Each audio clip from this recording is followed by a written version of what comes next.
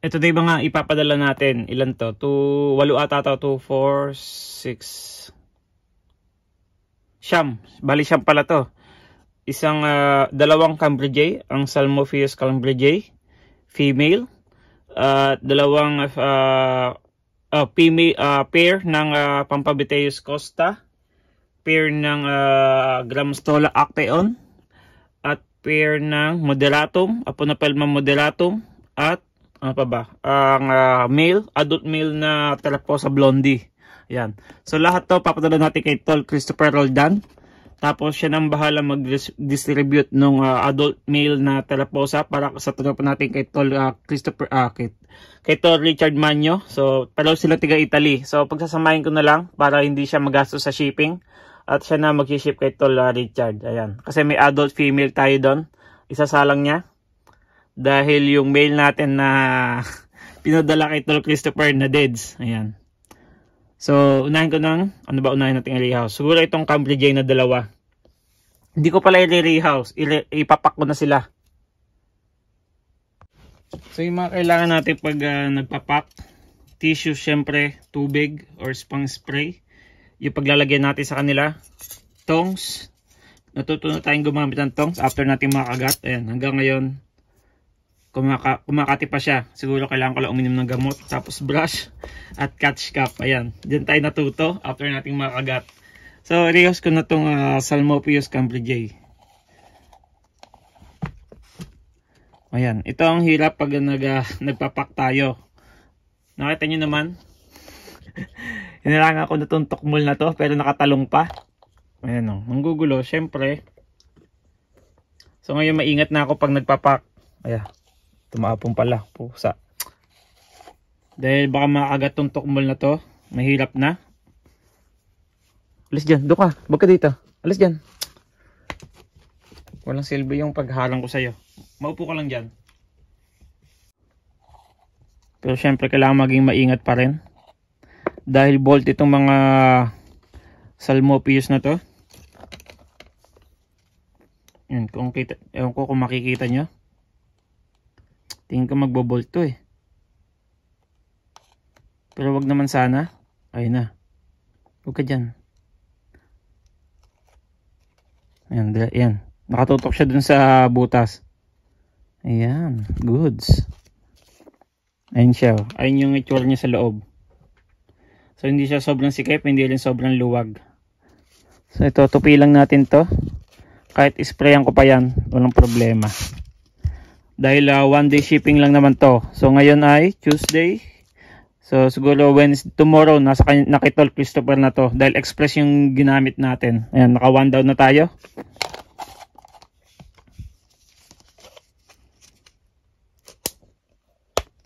Ito pa isa. Siguro ito lipat muna natin dito. Para mas madali.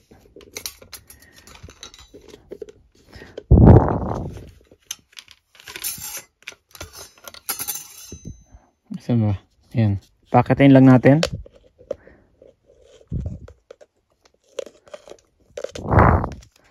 Huwag mong kakagatin ha. Hindi pa galing yung kamay ko.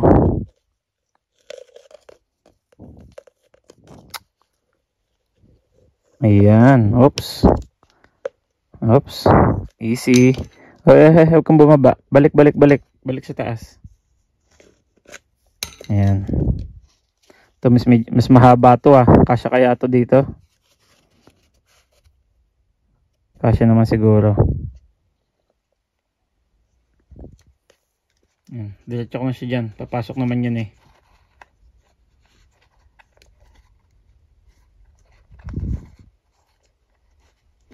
Siguro kailangan lang ng konting tulak.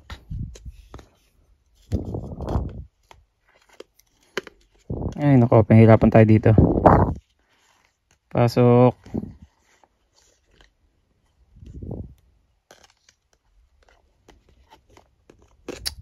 Napakalaki kasi na itong pinaglagyan natin eh.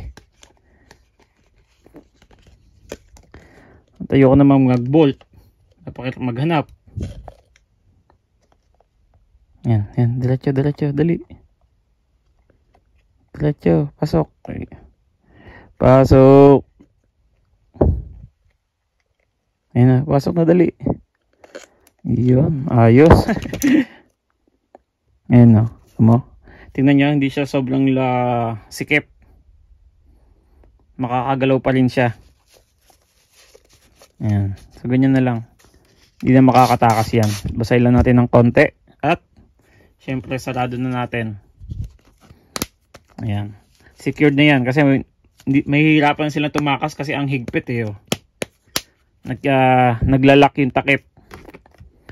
Ayan. Ito yung sa Costa. So naglagay pa ako ng 2 layer. Tigkabilaan.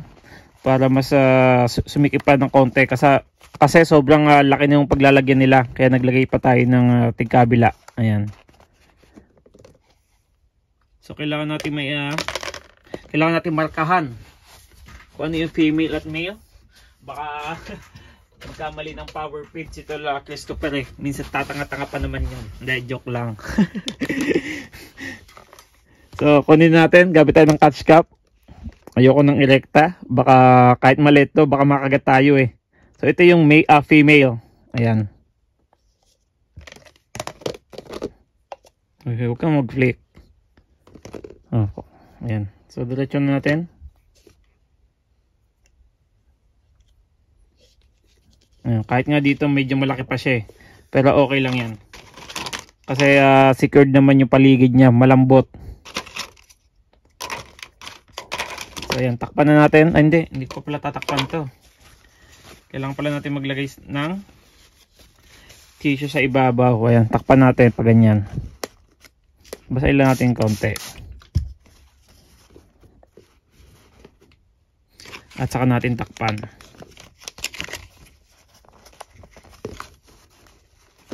Oops.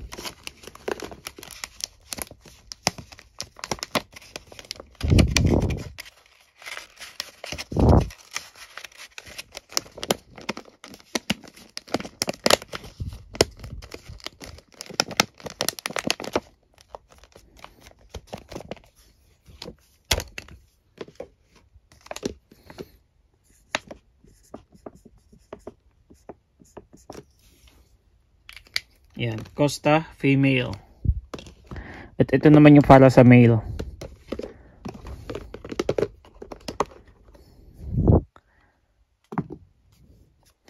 Ang laki pa rin na to eh. Siguro dapat sa mas maliit.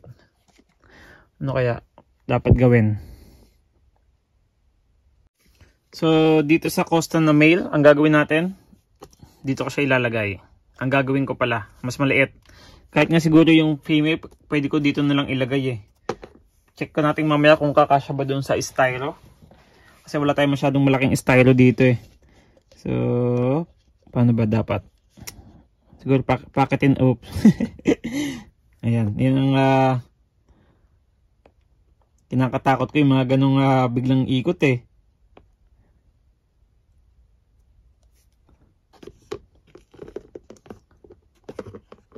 Bakit nadali? Doon ka sa bagong may-ari sa'yo. Ano lang kay sa akin, ampon. Pasok niyang pasok. Pasok. Pasok na, dali. Takpan muna natin nang matulak siya doon sa loob. Pasok na. Ilagay natin yung kamay natin. Para sigurado. Ayaw pang pumasok. Ay, pusa. Huwag kang lumabas. Pasok ng pasok. Pasok. Ayun na. Ayun na. Teka. Ayaw sabay bagong may-ari. Gusto niya mag-stay sa akin, tol. Paano gagawin ko dito? Tulak. Pipilitan siyang pumasok kayo. Dali. Uy. Magluluto pa tayo.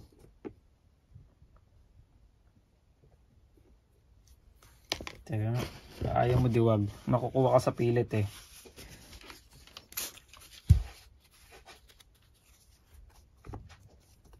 Huwag ka mag-flick. Kakatingin ako. Dungaw. Uy.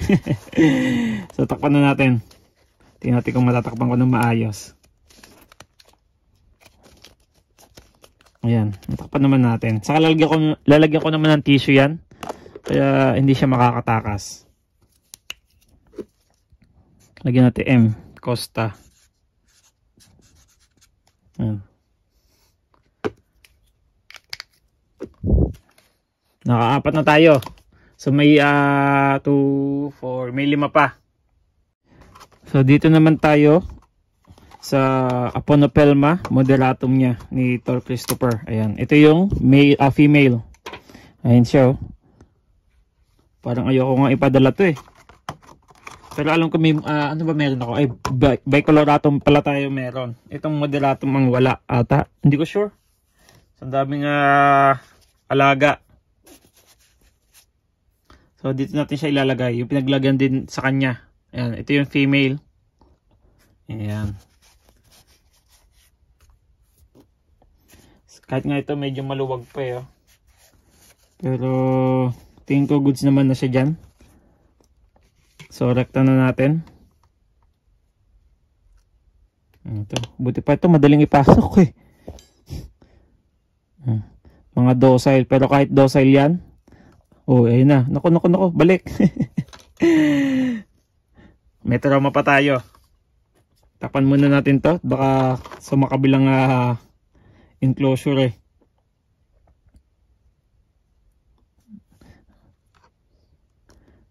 Pasok dong, pasok. Pasok. Sabi ko sa'yo, mabait ka eh. Please. Diyan ka lang. Stay there. Stay. Good girl. Takpan na natin. Ayan. Tapos konting spray. At sarado na natin. Ayan. At dun sa isang male, ganun din. Ito, dito natin siya ilalagay. 1.0. 1, ibig sabihin ay male. Tapos 0.0, wala siyang female. So kung 1.1.1, isang male, isang female, at isang sling. So yung unang number ay bilang ng male. At yung pangalawang number ay bilang ng female. At yung pangatlo, kung may ganito yan, 0.1, ayan. 1 male, walang female, 1 sling. Kung tama ako ng pagkakabigkas.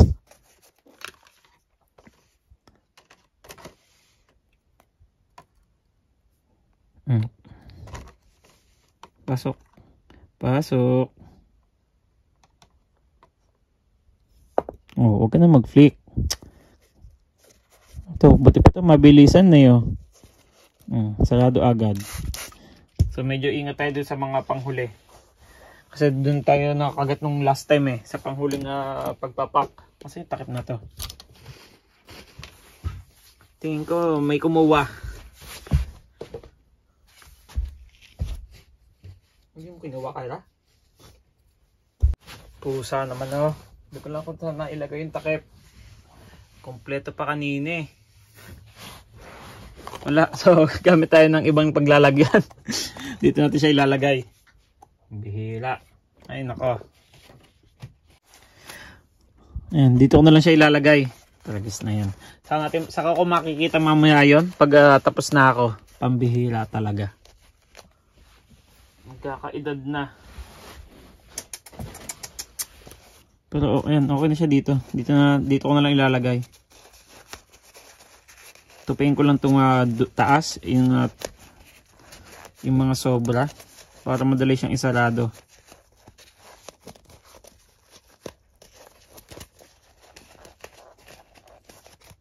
Ayan, lipat natin. Pambihira.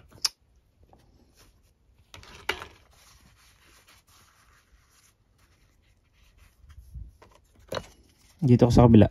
Ayan. Hindi dyan, hindi. Hindi, dito. Ayan, dyan ka dyan. Pasok. Ayan. Tapos, tissue na maliit.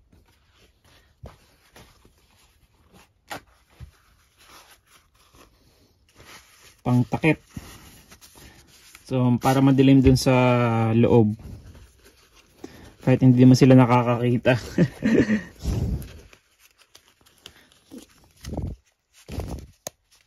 Yan, tapos lagyan natin ng 01. Ano, 01, 10.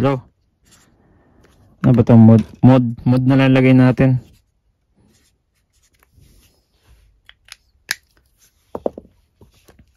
Ako, bumubukas.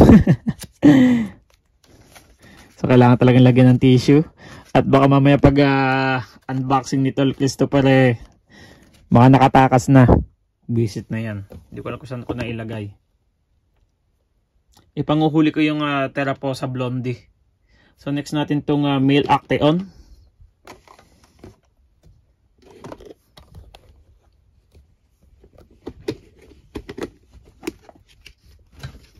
Ayan, sinubukan ko siyang isa lang kaso ayaw pa nung male. Sinabi ko kay Tol Christopher na siya na bahala magsalang dahil ayaw pa nitong male. Hindi pa ready siguro. Uy, gutom, pusa. Kung kamay ko na naman yan. Pero ayan, nag-sperm web naman siya, ayun, no. So, sign na nag-sperm induction na siya. Akyat. Kala mo makakagat mo ako, ha? Ayan. So, yung paglalagay natin sa kanya ay dito na lang. Ayan, kasya na siya dyan. Atras. Atras. At stay. Ayan. So, dyan ka. Ito wala yan, mali yan. So ano to? Acteon 10. Kung tama ako ng pagkaka-spell. Ito naman yung adult female Acteon. Ito yung kapares nung male natin. Siyempre. Parehong di magkapares nga. Paano ba dapat? Hindi, patlasin na lang natin. Pasok ka muna, ayan. Pasok dyan, dali. Ito hindi ko alam kung pre-molt o... Yan, dito ko siya ilalagay.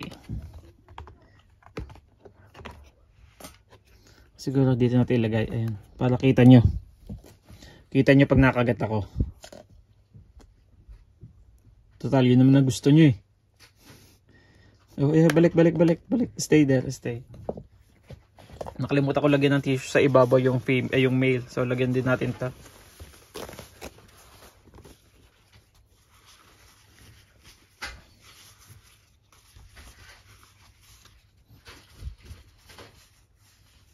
Siguro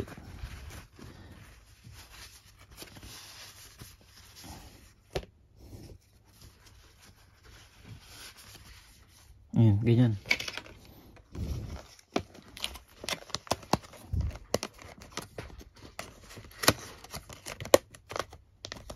Ayan. So ito yung female Acteon.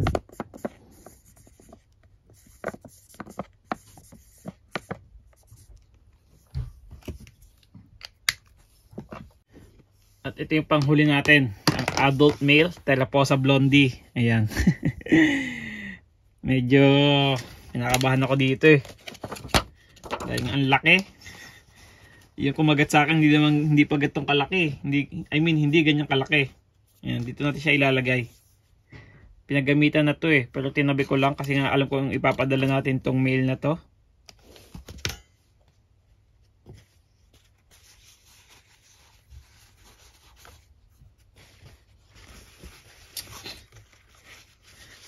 Nakakabahan ako ah. Lalalala. So ready ko lang lahat para dun sa paglalagyan niya, pati yung takip. Ayokong makakagat na naman, lalo't Teraposa Blondie dito. So hindi ko alam kung paano approach ang gagawin natin dito sa tukmol na to. Kasi yung catch cup ko. Kaya dito sa catch cup ang liit niya.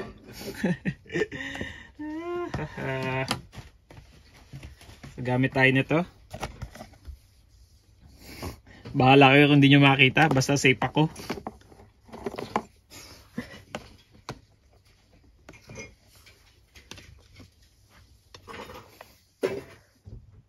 Uy, uy. Easy. Pasok. Pasok. Pasok ko lang dyan. Tingnan niyo kung gaano kalaki yan, no? Siguro kung hindi ako nakagat, i-handle ko to. Kaso, nakagat na ako eh. Kaya ayoko na. Diyan ka lang. Behave ka lang dyan. Oh, huwag sa kamay ko.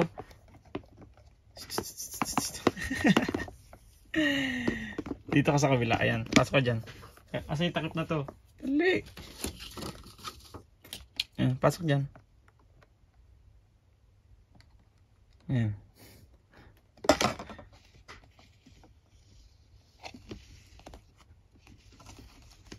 Pasok dyan. Pasok. Stay dyan. Stay. Ayan. Kala mo hindi kita maipapak na maayos. Huwag kang mag-flick. Hayaan muna natin mag-settle.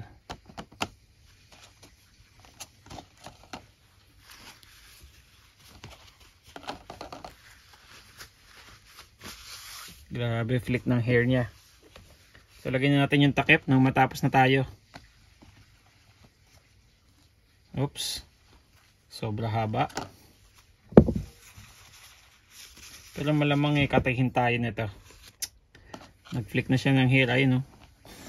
Pero Christopher, bahala ka na dito. Ayun na siya. Ito na yung blondie.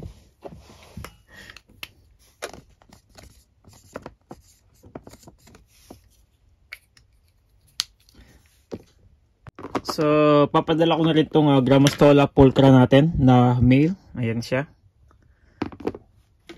Dahil may alaga si Luis na female. Si Sweetie Pie ba yan? Ito naman si Cream Pie. Ayan.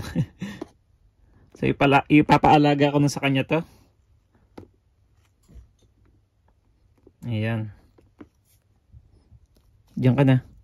Doon ka na sa bagong mong may-ari Kasya ka ba dyan? Kasya ka naman siguro, no? Maluwag pa naman. Ayan.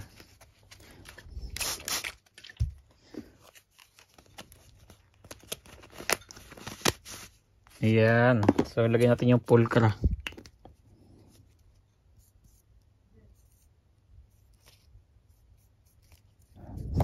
May tissue pala. Buray na. Paganto na lang. Ano ba to? Hindi sumasulat. Ayan natin po. Tsa. Ayan.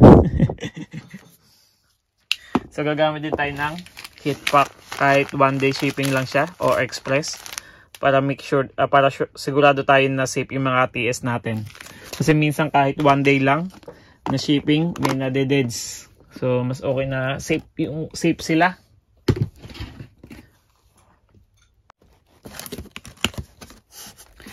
So ayan, ilalagay na natin siya doon sa styro. Ayan. Yung mga malalaki nilagyan ko rin ng packing tape. Ano ba tawag dito? Basta mas mas matibay. Kinek ko lang kung ilan bali 10 yung papadala natin. 2, 4, 5, 2, 4. Ayan, 10 nga. Tapos meron tayong ibibigay na Relax juice. Ayan. Tapos heat pack kasi may ipapadala siya sa atin. At punuin natin ng tissue. Tissue jaryo. Kailangan natin magmadali at para umabot to dun sa cut off ng courier. Para tomorrow matanggap na nito la Christopher. Ayan.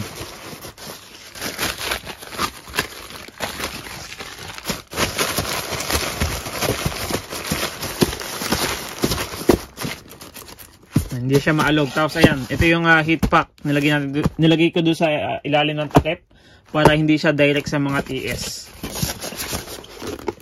Ayan, hindi na naaalog. At pwede natin ito isarado. Ayan, tapos na tayo mag-packing. So nalagyan ko na siya ng fragile para ingatan ng mga courier at yung mga magdi-deliver. Ayan. So ang kailangan ko na lang shipping label. Tapos papadala ko na siya dun sa drop office. Ayan. para mapadala na nila kay Tol Christopher Roldan. So tapos na tayo. So daming kalat, ayan oh.